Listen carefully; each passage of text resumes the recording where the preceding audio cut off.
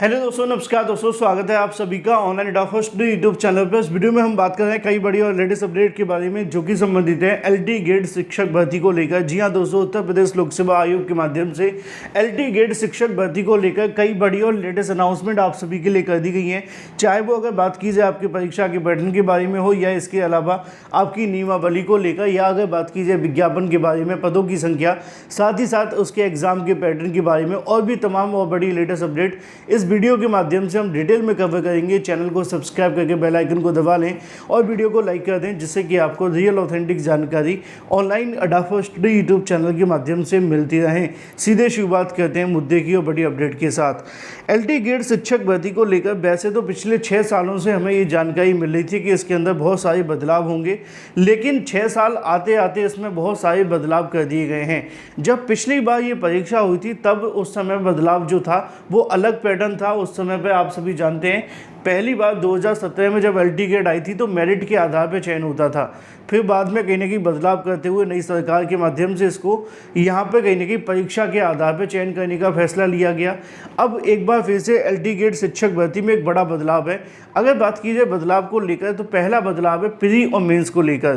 Pre और mains लागू क्यों किया जा रहा है, इसके पीछे की जो वजह बताई है उत्तर प्रदेश लोक सेवा आयोग ने, उनका कहना ये है कि एकल परीक्षा के आधार पर अगर भर्ती में धांधली और भ्रष्टाचार हो जाता है तो हम 2 परीक्षाएं लेंगे, जिससे कि अगर एक परीक्षा कोई धांधली से पास कर ले तो दूसरी में नहीं बैठेगा।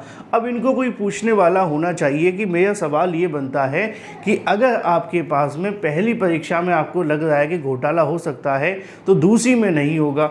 दिक्कत वाली बात यह है कि हम पहली परीक्षा में घोटाले को ना रोक दें जिससे कि दूसरी में ना हो, लेकिन क्योंकि वो जानते हैं कि ये संभव है ही नहीं है घोटाले को रोक पाना, इसलिए उन्होंने कहा कि हम 2 परीक्षाएं लेकर के जैसे भी हो अपना भी समय बचाएंगे और थोड़ी केकरी होने से बचाएंगे। लेकिन क्या घोटाला रुकेगा, इसका जवाब ना आयोग के पास है ना सरकार के पास। चलिए, इसी के साथ एक और बड़ा बदलाव आप सभी के लिए है जो बीएड की अनिवार्यता के बारे में है। बीएड की अनिवार्यता के साथ इंटरव्यू को लेकर भी है। एक सवाल मन में आपके होना चाहिए कि परीक्षा आपकी ऑब्जेक्टिव होगी या सब्जेक्टिव होगी। ऑब्जेक्टिव का मतलब है बहुविकल्पी परीक्षा, सब्जेक्टिव का मतलब है लिखित परीक्षा। लेकिन यूपी में हर भर्ती को लिखित परीक्षा कह दिया जाता है, लेकिन क्या वो लिखित परीक्षा होती है, मैं आपको क्लियर कर देता हूँ।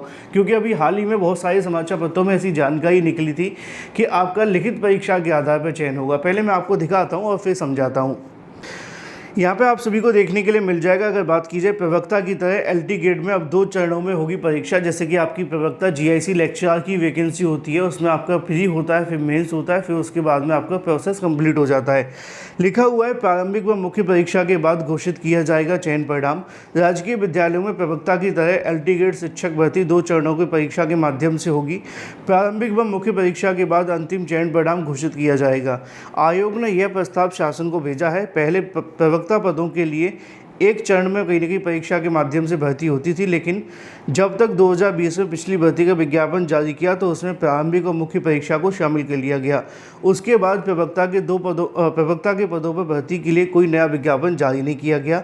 हालांकि नई भर्ती के लिए 1647 पदों का अधियाचन मिल चुका है, जिसमें अगर बात की जाए मेल के लिए 1817 पद हैं, फीमेल के लिए 830 पद हैं। अगर बात की जाए एलटी गेट शिक्षक भर्ती के लिए पिछला विज्ञापन साल 2018 में जारी किया गया था, जिसके तहत एक चरण में लिखित परीक्षा की गई थी और 10,768 पदों पर भर्ती निकाली गई थी। आयोग को एलटी गेट शिक्षक भर्ती की नई भर्ती के लिए 8,905 पदों का अधियाचन मिल चुका है, जिसमें से 4,700 के समथिंग जो पद हैं मेल के हैं, 2,473 फीमेल के हैं। ये भर्ती 2 कारणों की वजह से काफ़ी लंबे समय से अटकी रही। पहला कारण था आहता का विवाद, दूसरी वजह थी अगर बात की है 2 चरणों की परीक्षा के माध्यम से भर्ती का प्रस्ताव को शासन की तरफ से मंजूरी न मिल पाना। ऐसे में आहता विवाद दूर कर लिया गया है और 2 चरणों की परीक्षा यानी कि प्री और मेंस के माध्यम से भर्ती कराने पर लेकर कोई भी अड़चन नहीं है, क्योंकि आयोग पहले ही ये तय कर चुका है कि एकल परीक्षा के माध्यम से कोई भर्ती नहीं कराएगा। आयोग के सूत्रों का कहना है कि प्रारंभिक और माध्यमिक अभ्यर्थियों की छंटनी की जाएगी। पदों की संख्या के मुकाबले 15 गुना अभ्यर्थियों को मुख्य परीक्षा के लिए सफल घोषित किया जाएगा। इसके बाद मुख्य परीक्षा के आधार पर अभ्यर्थियों का चयन किया जाएगा। फिलहाल अभ्यर्थियों को 6 साल से नई भर्ती का इंतजार है। उन्हें उम्मीद है कि इस बार आयोग परीक्षा कैलेंडर के अंदर एलटी गेट शिक्षक भर्ती को सम्मिलित कर लेगा। तो ये कुछ बदलाव आप सभी के लिए हैं जिसमें आपको देखने के लिए मिलेगा। सबसे बड़ा बदलाव प्री और मेंस के आधार पे होगा। दूसरा जो बदलाव आपका होना चाहिए वो क्या है वो भी मैं आपको बताता हूँ, लेकिन उससे पहले क्लियर कर दूँ ऑब्जेक्टिव और सब्जेक्टिव को लेकर। देखो जो मुझे जानकारी मिली थी लोक सेवा आयोग के माध्यम से, दोनों ही आपकी जो परीक्षा है वो ऑब्जेक्टिव देखने के लिए मिलेंगी। अब यहाँ पे जो लिखित परीक्षा लिखी होती है ना, उसका मतलब क्या होता है, वो भी आपका बहुविकल्पीय परीक्षा के बारे में कहना चाहते हैं ना। यहाँ पर जो भी आपकी लिखित परीक्षा लिख दी जाती है ना, वो लिखित का मतलब सब्जेक्टिव बिल्कुल भी नहीं होता। उसका मतलब यही होता है कि आपकी जो परीक्षा है वो आपको देखने के लिए मिलेगी ऑब्जेक्टिव मोड में, ठीक है। दोनों परीक्षाएं, ज़्यादातर उम्मीद यही है कि दोनों एग्ज़ाम आपके ऑब्जेक्टिव ही होंगे, क्योंकि आयोग ने इसके बारे में पहले भी जानकारी दी थी। इसके अलावा अगर बात की जाए कुछ और बदलाव के बारे में, तो इसमें एक बदलाव आपका जीके जीएस पहले से लागू रहता है, ये कोई बदलाव नहीं है, क्योंकि आपको पता होना चाहिए पिछला एलटी गेट का अगर आपने पेपर उठा करके देखा होगा तो वहाँ पे भी आप सभी का सेम पैटर्न देखने के लिए मिलेगा जो आपका पैटर्न वहाँ पे था। हाँ, सिलेबस में थोड़ा बहुत ऊपर नीचे हो जाता है। उसकी वजह क्या रहती है, उसकी वजह ये रहती है कि जब आपकी परीक्षा 6 साल पहले करवाई गई थी उस समय पैटर्न थोड़ा सा कहने की कह सकते हैं लो कर दिया जाता है, लेकिन आज के समय थोड़ा सा उसको टफ बनाया जाएगा। लेकिन एलटी गेट का पेपर 6 साल पहले बहुत टफ था, अब और कितना बनाएंगे देखना दिलचस्प होगा। दूसरी चीज़ तो जीके जीएस तो आपका लागू रहेगा, आपका जो सब्जेक्ट होगा वहाँ से क्वेश्चंस पूछे जाएंगे, प्लस आपका क्या होगा कि जीके जीएस देखने के लिए मिलेगा। बीएड को लेकर बात की जाए तो बीएड की अनिवार्यता एलटी गेट के तो ऑलमोस्ट सभी विषयों में बीएड लागू रहेगा, ठीक है। सभी विषयों के अंदर बीएड ही लागू रहेगा, बीएड के अलावा कोई और डिग्री यहाँ पर नहीं होगी।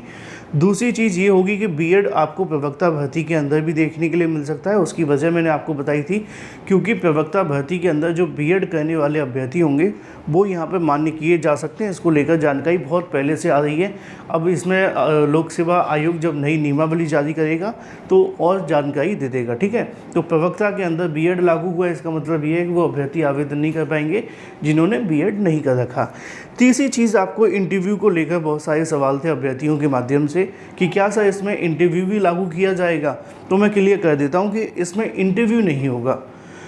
इंटरव्यू दोनों के अंदर नहीं होगा, ना जीआईसी लेक्चर के अंदर है, ना इसके अलावा अगर बात की जाए एलटी गेट के अंदर अभी तक जो हुआ है उसके आधार पे। भविष्य में बहुत कम चांसेस है कि इंटरव्यू, देखो एलटी गेट में तो लागू होगा नहीं, क्योंकि ग्रुप सी की वैकेंसी के अंदर इंटरव्यू होता ही नहीं है, ठीक है ना। तो वहाँ पे तो सरकार ने बहुत पहले ख़त्म कर दिया है। हाँ, पीजीटी की यूपी की वैकेंसी पीजीटी में इंटरव्यू होता है ना, आपने देखा होगा। तो आने वाले समय के अंदर अगर यहाँ पे इंटरव्यू लागू कर दिया जाए तो बात अलग है, अदरवाइज़ ऐसी चांसेस अभी नहीं है।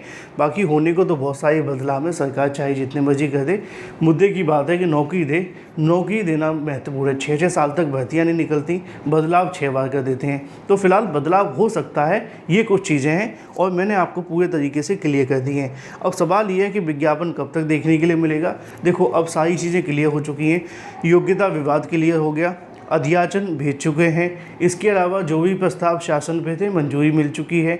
इसके साथ अब उत्तर प्रदेश लोक सेवा आयोग को काम करना है। अब देखना ये होगा कि उत्तर प्रदेश लोक सेवा आयोग इसमें कितना समय लेता है। हालांकि मैं इसको लेकर जल्दी कुछ अधिकारियों से जानकारी लेने जा रहा हूँ, जिसमें मैं इस मामले पर क्लियर करूँगा कि वो कब तक इसका विज्ञापन जारी करने की तैयारी कराएँ और कब तक इसके विज्ञापन जारी करने के साथ साथ आवेदन लेने की तैयारी कराएँ।